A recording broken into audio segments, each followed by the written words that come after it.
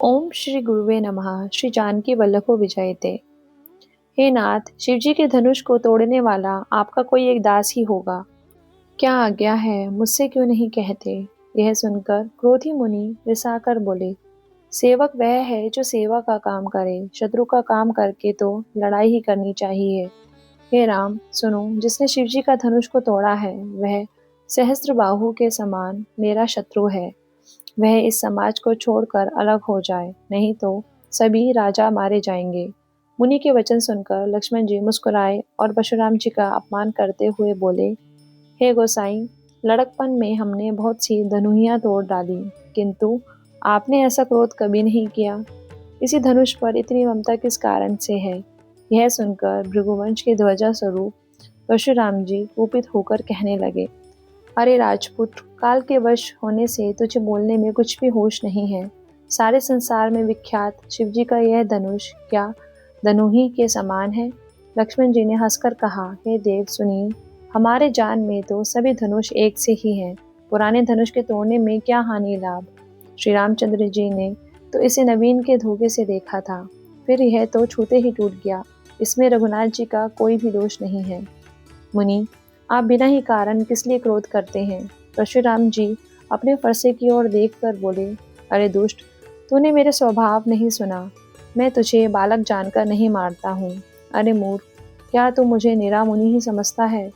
मैं बाल ब्रह्मचारी और अत्यंत क्रोधी हूँ। क्षत्रिय कुल का शत्रु तो विश्व भर में विख्यात हूँ। अपनी भुजाओं के बल से मैंने पृथ्वी को राजाओं से रहित कर दिया और बहुत बार उसे ब्राह्मणों को दे डाला। हे राजकुमार, सहस्त्रबाहु की भुजाओं को काटने वाले मेरे इस फरसे को देख।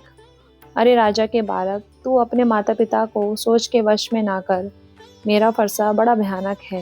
यह गर्भ के बच्चों का भी नाश करने वाला है। लक्ष्मण जी हंसकर कोमल वाणी से बोले, अहो मुनीश्वर, तो अपने को बड़ा भारी योद्धा समझते हैं।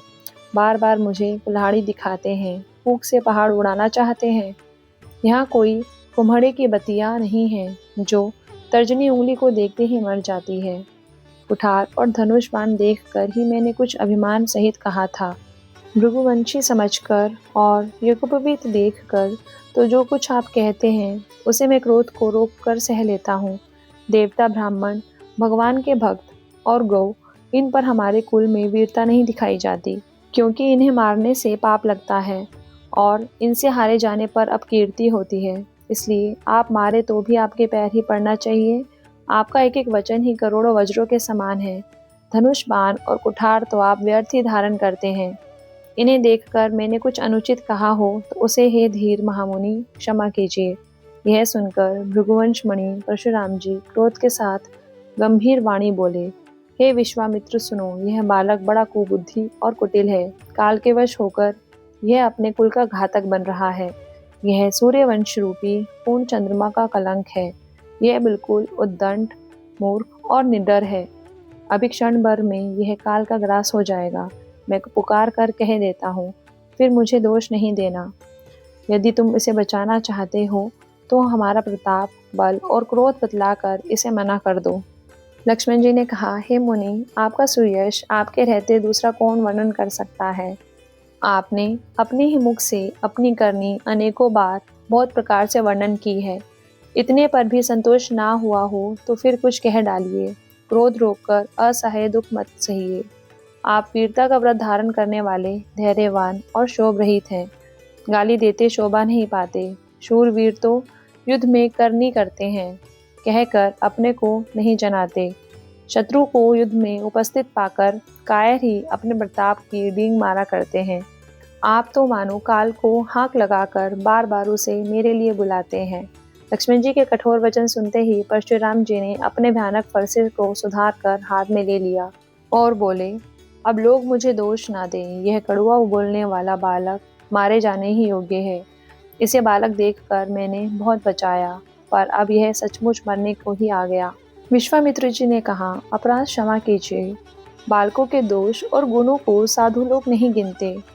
परशुराम जी बोले, तीखी धार का कुठार, मैं दया रहित और क्रोधी, और यह गुरुद्रोही और अपराधी मेरे सामने उत्तर दे रहा है। इतने पर भी मैं इसे बिना मारे छोड़ रहा हूँ। सो हे विश्वामित्र, केवल तुम्हारे शील से, नहीं तो इसे इस कठोर कुठार से काट कर थोड़े ही परिश्रम से गुरु से ऊऋण हो जाता। विश्वामित्र जी ने हृदय में हंसकर कहा, मुनि को हरा ही हरा सूझ रहा है, अर्थात सर्वत्र विजयी होने के कारण ये श्री राम लक्ष्मण जी को भी साधारण क्षत्रिय ही समझ रहे हैं, किंतु यह लोमही खाड़ा खड़क हैं, ऊख की खाण नहीं। मुनि अब भी बेसमझ बने हुए हैं, इनके प्रभाव को नहीं समझ रहे हैं। लक्ष्मण जी ने कहा, हे मुनि, आपके शील को कौन नहीं जानता, वह संसार भर में प्रसिद्ध है।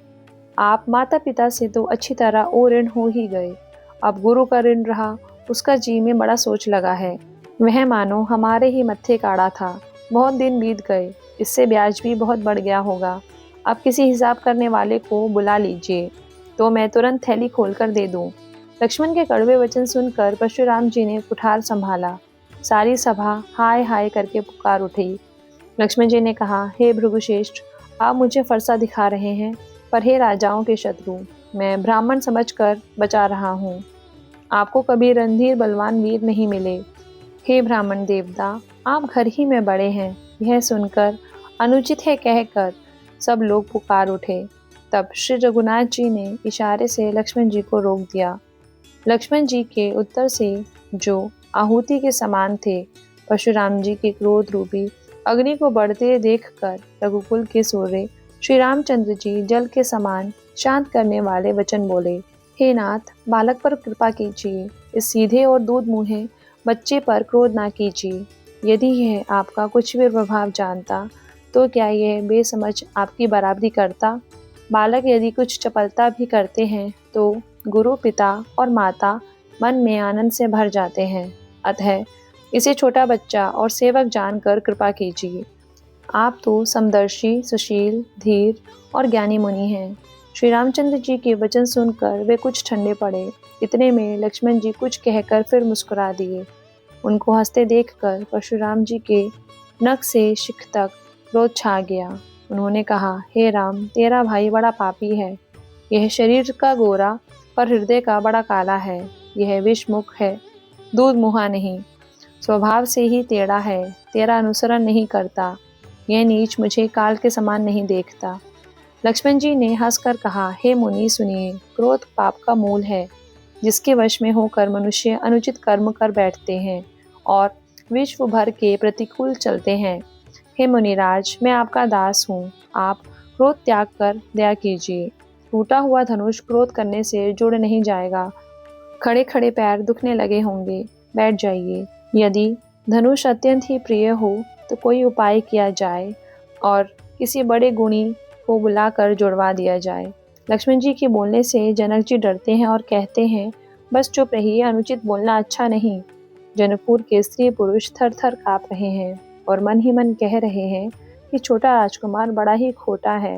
लक्ष्मण जी की निर्भय वाणी सुन सुनकर परशुराम जी का शरीर क्रोध से जल जा रहा है और उनके बल की हानि हो रही है।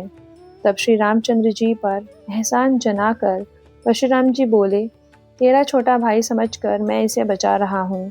यह मन का मैला और शरीर का कैसा सुंदर है, जैसे विष के रस से भरा हुआ सोने का घड़ा। यह सुनकर लक्ष्मण जी फिर हंसे। तब श्री रामचंद्र जी ने तिरछी नजर से उनकी ओर देखा, जिससे लक्ष्मण जी सकुचाकर विपरीत बोलना छोड़कर गुरु जी के पास चले गए। श्री रामचंद्र जी दोनों हाथ जोड़कर अत्यंत विनय के साथ कोमल और शीतल वाणी बोले, हे नाथ सुनिए, आप तो स्वभाव से ही सुजान हैं। आप बालक के वचन पर कान न दीजिए। पैरे और बालक का एक स्वभाव है, संतजन इन्हें कभी दोष नहीं लगाते। फिर उसने तो कुछ काम भी नहीं बिगाड़ा है। हे नाथ, आपका अपराधी तो मैं हूँ। अतः हे स्वामी, कृपा, क्रोध, वध और बंधन जो कुछ करना हो दास की तरह समझकर मुझ पर कीजिए। जिस प्रकार से शीघ्र आपका क्रोध दूर हो जाए, हे मुनिराज, बताइए, मैं वही उपाय करूं। मुनि ने कहा, हे राम, क्रोध कैसे जाए? अब भी तेरा छोटा भाई टेढ़ा ही ताक रहा है। इसकी गर्दन पर मैंने कुठार ना चलाया तो क्रोध करके किया ही क्या। मेरे जिस कुठार की घोर करने सुनकर राजाओं की स्त्रियों के गर्भ गिर पड़ते हैं, उसी फरसे के रहते मैं इस शत्रु राजपुत्र को जीवित देख रहा हूँ। हाथ चलता नहीं, क्रोध से छाती जली जाती है। राजाओं का घातक यह कुठार भी कुंठित हो गया, विधाता विपरीत हो गया। इससे मेरा स्वभाव बदल गया, नहीं तो भला मेरे हृदय में किसी समय भी कृपा कैसी। आज दया मुझसे यह दुस्सह दुख सहा रही है। यह सुनकर लक्ष्मण जी ने मुस्कुराकर सिर निवाया और कहा, आपकी कृपा रूपी वायु भी आपकी मूर्ति के अनुकूल ही है। वचन बोलते हैं मानो फूल झड़ रहे हैं। हे मुनि, यदि कृपा करने से आपका शरीर जलता है तो क्रोध होने पर तो शरीर की रक्षा विधाता ही करेंगे। परशुराम जी ने कहा, हे जनक, देख, यह मूर्ख बालक हट करके यमपुरी में निवास करना चाहता है। इसको शीघ्र ही आंखों की ओट क्यों नहीं करते। यह राजपुत्र देखने में छोटा है पर है बड़ा खोटा। लक्ष्मण जी ने हंसकर मन ही मन कहा, आंखें मूंद लेने पर कहीं कोई नहीं है। तब परशुराम जी हृदय में अत्यंत क्रोध भरकर श्री राम जी से बोले, अरे शठ, तू शिव जी का धनुष तोड़कर उल्टा हम ही को ज्ञान सिखाता है। तेरा यह भाई तेरी ही सम्मति से कटु वचन बोलता है और तू छल से हाथ जोड़कर विनय करता है। या तो युद्ध में मेरा संतोष कर, नहीं तो राम कहलाना छोड़ दे। अरे शिवद्रोही, छल त्याग कर मुझसे युद्ध कर, नहीं तो भाई सहित तुझे मार डालूंगा।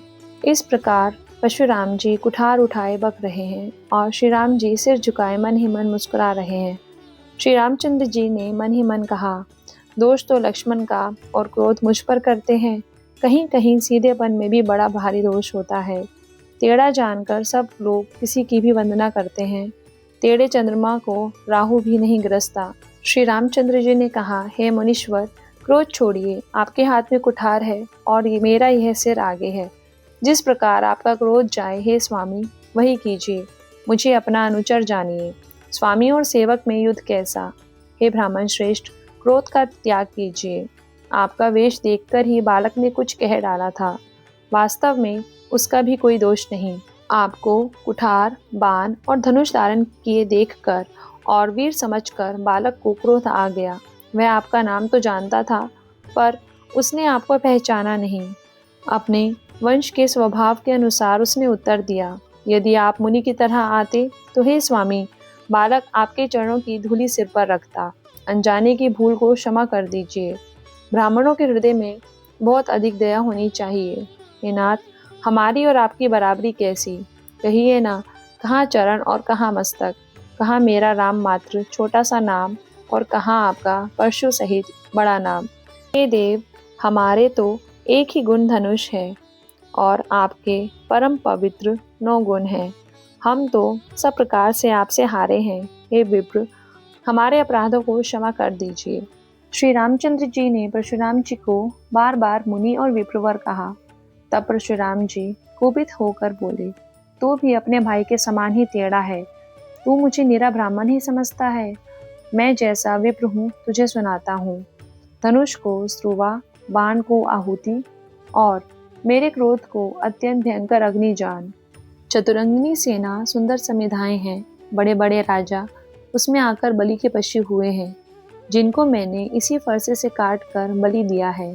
ऐसे करोड़ों जप युक्त रण यज्ञ मैंने किए हैं। मेरा प्रभाव तुझे मालूम नहीं है, इसी से तू ब्राह्मण के धोखे मेरा निरादर करके बोल रहा है। धनुष तोड़ डाला, इससे तेरा घमंड बहुत बढ़ गया है। ऐसा अहंकार है मानो संसार को जीत कर खड़ा है। श्री रामचंद्र जी ने कहा, हे मुनि, विचार कर बोलिए। आपका क्रोध बहुत बड़ा है और मेरी भूल बहुत छोटी है। पुराना धनुष था, छूते ही टूट गया। मैं किस कारण अभिमान करूं। हे भृगुनाथ, यदि हम सचमुच ब्राह्मण कहकर निरादर करते हैं तो यह सत्य सुनिए। फिर संसार में ऐसा कौन योद्धा है जिसे हम डर के मारे मस्तक नवाएं। देवता, दैत्य, राजा या और बहुत से योद्धा, वे चाहे बल में हमारे बराबर हों, चाहे अधिक बलवान हों। यदि रण में हमें कोई भी ललकारे तो हम उससे सुखपूर्वक लड़ेंगे, चाहे काल ही क्यों ना हो। क्षत्रियों का शरीर धरकर जो युद्ध में डर गया, उस नीच ने अपने कुल पर कलंक लगा दिया। मैं स्वभाव से ही कहता हूँ, कुल की प्रशंसा करके नहीं, कि रघुवंशी रण में काल से भी नहीं डरते। ब्राह्मण वंश की ऐसी ही प्रभुत्ता है कि जो आपसे डरता है वह सबसे निर्भय हो जाता है, अथवा जो भय रहित है वही आपसे डरता है। श्री रघुनाथ जी के कोमल और रहस्यपूर्ण वचन सुनकर परशुराम जी की बुद्धि के पर्दे खुल गए। परशुराम जी ने कहा, हे राम, हे लक्ष्मीपति, धनुष को हाथ में लीजिए और इसे खींचिए, जिससे मेरा संदेह मिट जाए।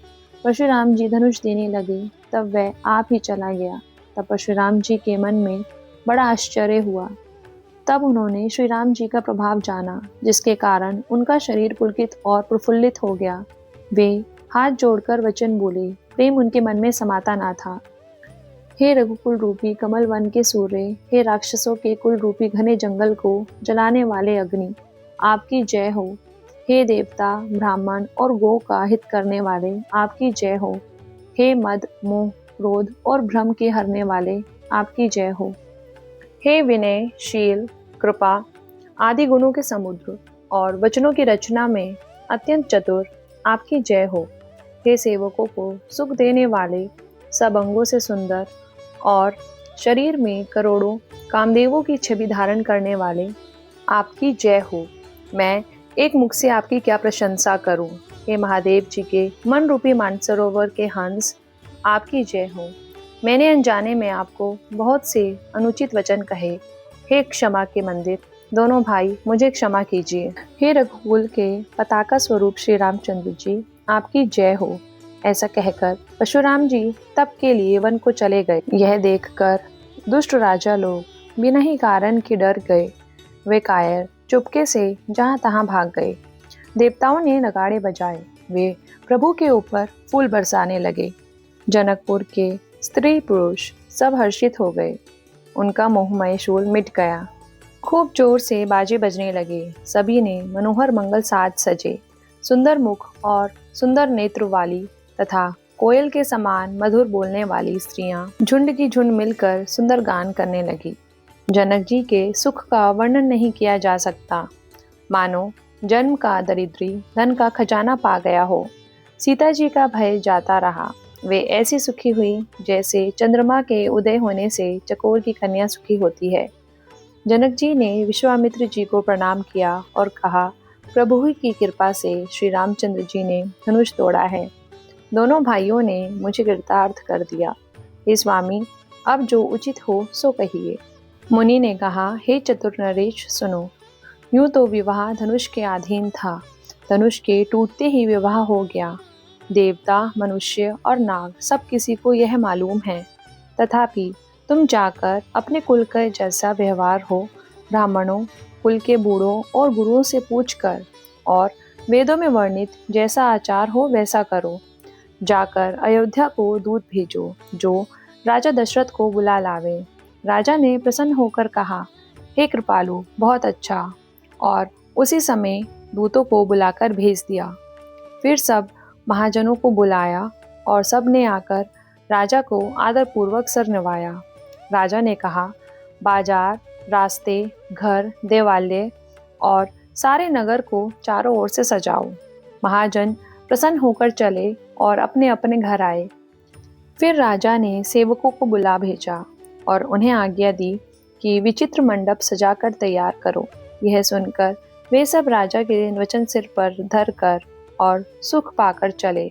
उन्होंने अनेक कारीगरों को बुला भेजा जो मंडप बनाने में कुशल और चतुर थे। उन्होंने ब्रह्मा की वंदना करके कार्य आरंभ किया और पहले सोने के केले के खम्भे बनाए, हरी हरी मणियों के पत्ते और फल बनाए तथा पद्मराग मणियों के फूल बनाए। मंडप की अत्यंत विचित्र रचना देखकर ब्रह्मा का मन भी फूल गया। बांस सब हरी हरी मणियों के सीधे और गांठों से युक्त ऐसे बनाए जो पहचाने नहीं जाते थे कि मणियों के हैं या साधारण। सोने की सुंदर नाग बेली बनाई जो पत्तों सहित ऐसी मालूम होती थी कि पहचानी नहीं जाती थी। उसी नाग बेली के रचकर और पच्ची कारी करके बंधन बनाए। बीच बीच में मोतियों की सुंदर झालरें हैं। माणिक, पन्ने, हीरे और फिरोजे इन रत्नों को चीर कर कोर कर इनके लाल, हरे, सफ़ेद और फिरोजी रंग के कमल बनाए। भौरे और बहुत रंगों के पक्षी बनाए जो हवा के सहारे गूंजते और कूदते थे। खम्भों पर देवताओं की मूर्तियां गढ़कर निकाली जो सब मंगल द्रव्य लिए खड़ी थी। गजमुक्ताओं के सहजी सुहावने अनेकों तरह के चौक पुराए, नीलमणि को कोरकर अत्यंत सुंदर आम के पत्ते बनाए, सोने के बोर और रेशम की डोरी से बंधे हुए पन्ने के बने फलों के गुच्छे सुशोभित हैं।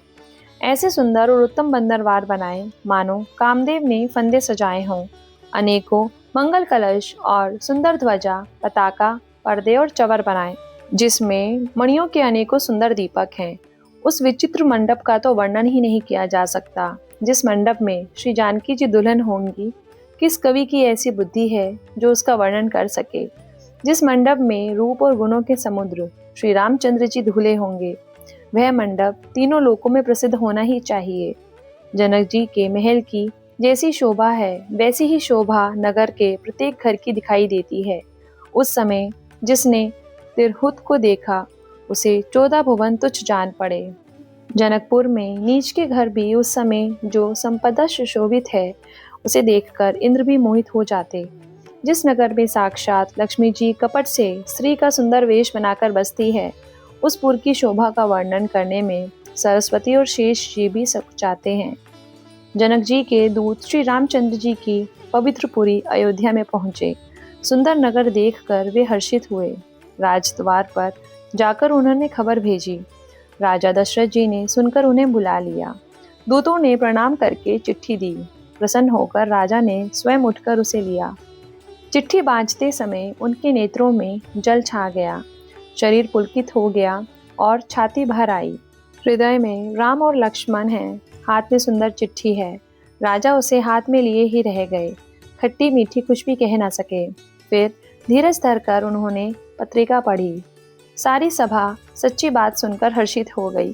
भरत जी अपने मित्रों और भाई शत्रुघ्न के साथ जहाँ खेलते थे, वहीं समाचार पाकर वे आ गए।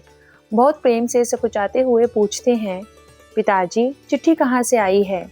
हमारे प्राणों से प्यारे दोनों भाई, कहिए सकुशल तो हैं और वे किस देश में हैं? स्नेह से सने ये वचन सुनकर राजा ने फिर से चिट्ठी पढ़ी। चिट्ठी सुनकर दोनों भाई पुलकित हो गए। स्नेह इतना अधिक हो गया कि वह शरीर में समाता नहीं। भरत जी का पवित्र प्रेम देखकर सारी सभा ने विशेष सुख पाया। तब राजा दूतों को पास बैठाकर मन को हरने वाले मीठे वचन बोले, भैया कहो दोनों बच्चे कुशल से तो हैं? तुमने अपनी आंखों से उन्हें अच्छी तरह देखा है ना? सांवले और गोरे शरीर वाले, वे धनुष और तरकस धारण किए रहते हैं। किशोर अवस्था है, विश्वामित्र मुनि के साथ हैं। तुम उनको पहचानते हो तो उनका स्वभाव बताओ। राजा प्रेम के विशेष वश होने से बार बार इस प्रकार कह रहे हैं। जिस दिन से मुनि उन्हें लिवा ले गए, तब से आज ही हमने सच्ची खबर पाई है। कहो तो महाराज जनक ने उन्हें कैसे पहचाना? ये प्रिय वचन सुनकर दूत मुस्कुराए। दूतों ने कहा, हे राजाओं के मुकुटमणि, सुनिए, आपके समान धन्य और कोई नहीं है, जिनके राम लक्ष्मण जैसे पुत्र हैं, जो दोनों विश्व के विभूषण हैं। आपके पुत्र पूछने योग्य नहीं हैं। वे पुरुष सिंह दोनों लोकों के प्रकाश स्वरूप हैं, जिनके यश के आगे चंद्रमा मलिन और प्रताप के आगे सूर्य शीतल लगता है। हे नाथ, उनके लिए आप कहते हैं कि उन्हें कैसे पहचाना? क्या सूर्य को हाथ में दीपक लेकर देखा जाता है? सीता जी के स्वयंवर में अनेकों राजा और एक से बढ़कर एक योद्धा एकत्रित हुए थे, परंतु शिवजी के धनुष को कोई भी नहीं हटा सका। सारे बलवान वीर हार गए। तीनों लोकों में जो वीरता के अभिमानी थे, शिवजी के धनुष ने सबकी शक्ति तोड़ दी। बाणासुर जो सुमेरु को भी उठा सकता था, वह भी हृदय में हार कर परिक्रमा करके चला गया, और जिसने खेल से ही कैलाश को उठा लिया था, वह रावण भी उस सभा में पराजय को प्राप्त हुआ। हे महाराज सुनिए, वहाँ रघुवंश मणि श्री रामचंद्र जी ने बिना ही प्रयास शिवजी के धनुष को वैसे ही तोड़ डाला, जैसे हाथी कमल की डंडी को तोड़ डालता है। धनुष टूटने की बात सुनकर परशुराम जी क्रोध भरे आए और उन्होंने बहुत प्रकार से आंखें दिखलाई। अंत में उन्होंने भी श्री रामचंद्र जी का बल देखकर उन्हें अपना धनुष दे दिया और बहुत प्रकार से विनती करके वन को गमन किया। हे राजन, जैसे श्री रामचंद्र जी अतुलनीय बली हैं, वैसे ही तेज निधान फिर लक्ष्मण जी भी हैं, जिनके देखने मात्र से राजा लोग ऐसे कांप उठते हैं, जैसे हाथी सिंह के बच्चे के ताकने से कांप उठते हैं। हे देव, आपके दोनों बालकों को देखने के बाद अब आंखों के नीचे कोई नहीं आता। प्रेम, प्रताप और वीर रस से पगी हुई दूतों की वचन रचना सबको बहुत प्रिय लगी। सभा सहित राजा प्रेम में मग्न हो गए और दूतों को निछावर देने लगे। उन्हें निछावर देते देखकर यह नीति विरुद्ध है ऐसा कहकर दूत अपने हाथों से कान मूंदने लगे। धर्म को विचार कर सभी ने सुख माना।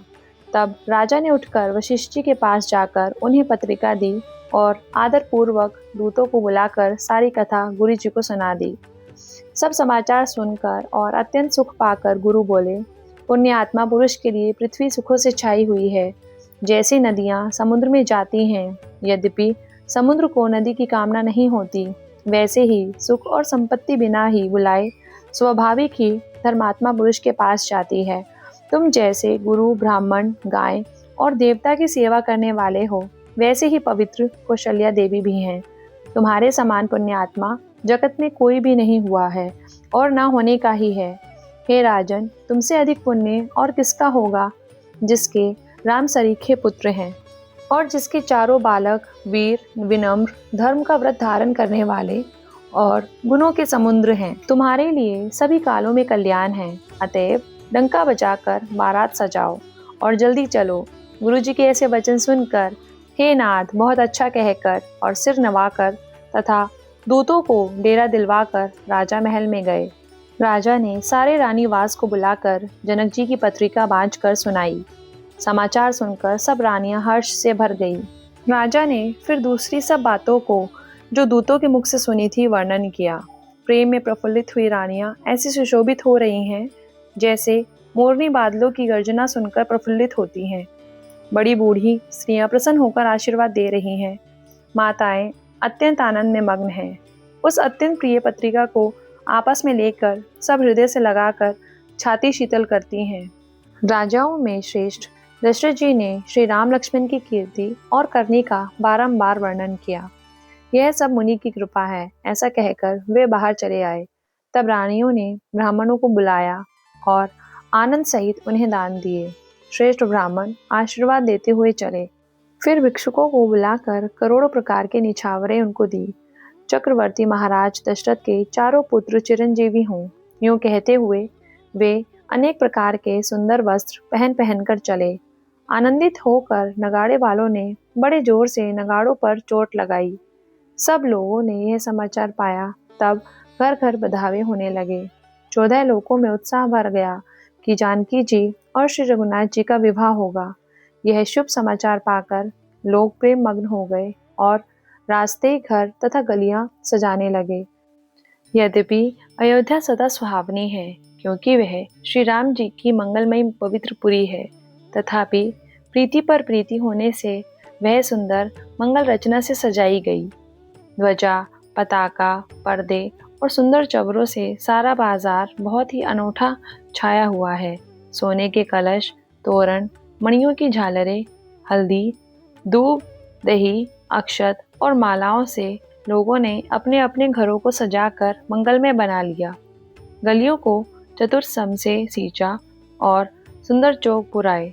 बिजली की सी कांति वाली चंद्रमुखी, हरिण के बच्चे के से नेत्र वाली और अपने सुंदर रूप से कामदेव की स्त्री रति के अभिमान को छुड़ाने वाली सुहागिन स्त्रियां सभी 16 सिंगार सजकर जहां तहां झुंड की झुंड मिलकर मनोहर वाणी से मंगल गीत गा रही हैं, जिनके सुंदर स्वर को सुनकर कोयले भी लजा जाती हैं। राजमहल का वर्णन कैसे किया जाए, जहां विश्व को विमोहित करने वाला मंडप बनाया गया है। अनेकों प्रकार के मनोहर मांगलिक पदार्थ शोभित हो रहे हैं और बहुत से नगाड़े बज रहे हैं। कहीं भाट विरुदावली का उच्चारण कर रहे हैं और कहीं ब्राह्मण वेद ध्वनि कर रहे हैं। सुंदरी स्त्रियां श्री राम जी और श्री सीता जी का नाम ले लेकर मंगल गीत गा रही हैं। उत्साह बहुत है और महल अत्यंत ही छोटा है, इससे मानो वह उत्साह चारों ओर उमड़ चला है। दशरथ के महल की शोभा का वर्णन कौन कवि कर सकता है, जहाँ समस्त देवताओं के शिरोमणि श्री रामचंद्र जी ने अवतार लिया है। फिर राजा ने भरत जी को बुला लिया और कहा कि जाकर घोड़े, हाथी और रथ सजाओ, जल्दी रामचंद्र जी की बारात में चलो। यह सुनते ही दोनों भाई आनंदवश पुलक से भर गए। भरत जी ने सब सहानी बुलाए और उन्हें आज्ञा दी। वे प्रसन्न होकर उठ दौड़े। उन्होंने रुचि के साथ जीने कसकर घोड़े सजाए। रंग रंग के उत्तम घोड़े शोभित हो गए। सब घोड़े बड़े ही सुंदर और चंचल करनी के हैं। वे धरती पर ऐसे पैर रखते हैं जैसे जलते हुए लोहे पर रखते हों। अनेकों जाति के घोड़े हैं जिनका वर्णन नहीं हो सकता, मानो हवा का निरादर करके उड़ना चाहते हैं। उन सब घोड़ों पर भरत जी के समान अवस्था वाले सब छैल छबीले राजकुमार सवार हुए। वे सभी सुंदर हैं और सब आभूषण धारण किए हुए हैं। उनके हाथों में बाण और धनुष हैं तथा कमर में भारी तरकस बंधे हैं। सभी चुने हुए छबीले छैल शूरवीर चतुर और नवयुवक हैं। प्रत्येक सवार के साथ 2 पैदल सिपाही हैं जो तलवार चलाने की कला में बड़े निपुण हैं। शूरता का बाणा धारण किए रणधीर वीर सब निकलकर नगर के बाहर आ खड़े हुए। वे चतुर अपने घोड़ों को तरह तरह की चालों से फेर रहे हैं और भेरी तथा नगाड़ों की आवाज सुन सुनकर प्रसन्न हो रहे हैं। सारथियों ने ध्वजा, पताका, मणि और आभूषणों को लगाकर रथों को बहुत विलक्षण बना दिया। उनमें सुंदर चवर लगे हैं और घंटियां सुंदर शब्द कर रही हैं। वे रथ इतने सुंदर हैं मानो सूर्य के रथ की शोभा को छीन लेते हों। अगणित श्यामकर्ण घोड़े थे। उनको सारथियों ने उन रथों में जोत दिया है जो सभी देखने में सुंदर और गहनों से सजाए हुए सुशोभित हैं और जिन्हें देखकर मुनियों के मन भी मोहित हो जाते हैं, जो जल पर भी जमीन की तरह ही चलते हैं। वेग की अधिकता से उनकी टाप पानी में नहीं डूबती। अस्त्र शस्त्र और सब साज सजाकर सारथियों ने रथियों को बुला लिया। रथों पर चढ़ चढ़कर बारात नगर के बाहर जुटने लगी। जो जिस काम के लिए जाता है सभी को सुंदर शकुन होते हैं। श्रेष्ठ हाथियों पर सुंदर अंबारियां पड़ी हैं। वे जिस प्रकार सजाई गई थी सो कहा नहीं जा सकता। मतवाले हाथी घंटों से सुशोभित होकर घंटे बजाते हुए चले, मानो सावन के सुंदर बादलों के समूह गरजते हुए जा रहे हों। सुंदर पालकियां, सुख से बैठने योग्य तामजाम और रथ आदि और भी अनेक प्रकार की सवारियां हैं। उन पर श्रेष्ठ ब्राह्मणों के समूह चढ़कर चले, मानो सब वेदों के छंद ही शरीर धारण किए हों। मागध, सूत, भाट और गुण गाने वाले सब जो जिस योग्य थे वैसी सवारी पर चढ़कर चले।